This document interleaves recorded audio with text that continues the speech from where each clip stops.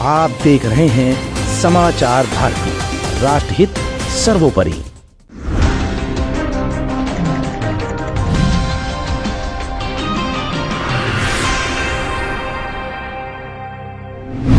लोकसभा चुनाव के बाद विधानसभा उपचुनाव में मायावती की पार्टी बसपा का पत्ता पूरी तरह से साफ होता हुआ नजर आया। 6 दिसंबर को परिनिर्वाण दिवस के मौके पर मायावती ने अपने अनुभव और एक नया कदम आगे बढ़ाने की राह पर कुछ ऐसा कर डाला जो आने वाले समय में बिखरे हुए दलित वोट बैंक को एक करने के मामले में नजीर भी बन सकता है। आखिर मायावती ने इस बार किसानों का मुद्दा क्यों उठाया? दलित समुदाय के साथ साथ किसानों को अपने हित में लेने के लिए हरियाणा के किसानों का क्या है बसपा के इस एजेंडे से सीधा कनेक्शन? और क्यों मायावती ने हिंदुत्व की राह पर चल रही भाजपा के शीर्ष संगठन आरएसएस प्रमुख मोहन भागवत पर ही उंगली उठाई? क्या अब मायावती सीधे आरएसएस से टक्कर लेने का मन बना चुकी हैं?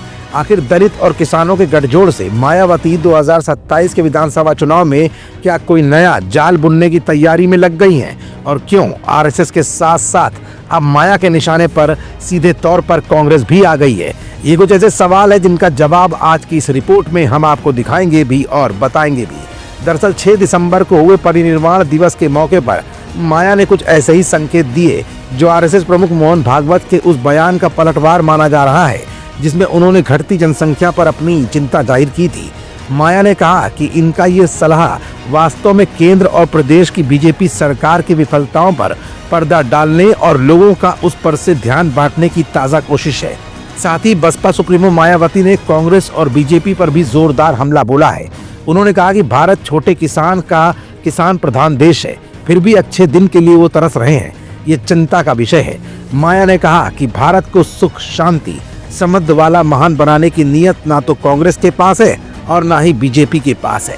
बसपा सुप्रीमो मायावती ने कहा कि सत्ता के असली हकदार देश के बहुजनों को पूरी जिद के साथ सत्ता की मास्टर चाबी प्राप्त करना होगा, तभी सही संवैधानिक कल्याण का रास्ता खुलेगा और देश जबरदस्त महंगाई, गरीबी, बेरोजगारी, अशिक्षा जैसी समस्याओं से मुक्ति पाकर आत्मसम्मान के साथ जीवन भी पाएगा। मायावती ने कांग्रेस और बीजेपी सरकारों पर हमला बोलते हुए कहा कि इन विरोधी पार्टियों की सरकारों दिल में कुछ और जुबान पर कुछ और की जनविरोधी गैर ईमानदार नियत और नीति के आधार पर सरकार चलाई जाती है, जो क्रम आज भी लगातार जारी है। इसी कारण देश का हाल बेहाल बना हुआ है। सत्ता की मास्टर चाबी के लिए तन मन धन के साथ पूरी ताकत से लगना होगा, वरना वोट हमारा राज तुम्हारा की शोषणकारी अन्याय युक्त व्यवस्था लगातार जारी रहेगी। मायावती ने कांग्रेस और बीजेपी पर भी आरोप लगाए हैं। कहा कि ये लोग साम दाम दंड भेद और हर घिनौने हथकंडे अपनाकर बसपा और मूवमेंट को कमजोर करने में लगे रहते हैं, जिससे हमेशा बहुत ज्यादा ही सजग रहने की जरूरत है। साथ ही उन्होंने कहा कि किसान फसल का लाभकारी मूल्य सुनिश्चित करने की मांग को लेकर लगातार आंदोलन कर रहे हैं। दरअसल माया के इस बयान के तमाम और भी मायने निकाले जा रहे हैं, क्योंकि इस समय उत्तर प्रदेश के मध्य भाग पर लोकसभा चुनाव के दौरान कांग्रेस का दलितों के समुदाय के बीच बढ़ता जनाधार भी कहीं न कहीं माया के लिए चिंता का सबब है।